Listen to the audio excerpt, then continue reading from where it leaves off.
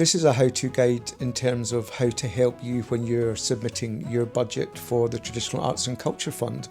The budget is a key part of the application, and this guide will highlight the most important points to help you get it right and avoid common mistakes.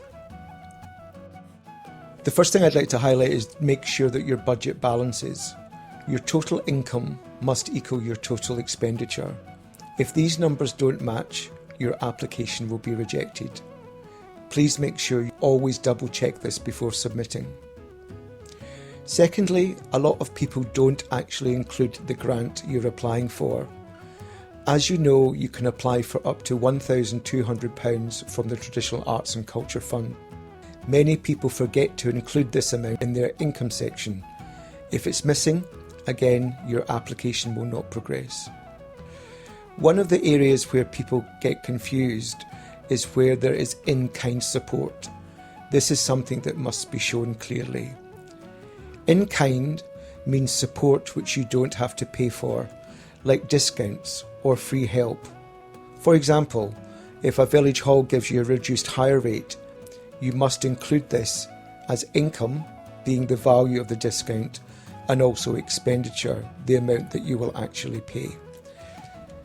Both sides again must match. As you'll know from the guidance, at least 10% of the income in your budget must be self-generated.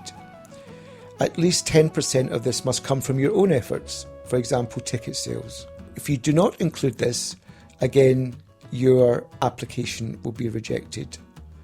The one piece of advice I would give is be realistic in what that self-generated income will be. For example, if your venue only holds 30 people, don't assume you'll sell more than 30 tickets. Another key part of the requirements of the budgeting process is that you pay artists fairly.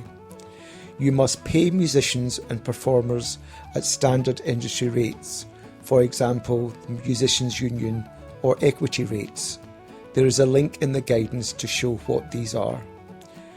However, if someone chooses to work for less or for free, then explain this situation in your application, show the full standard rate in your budget, and record the unpaid portion again as in-kind support.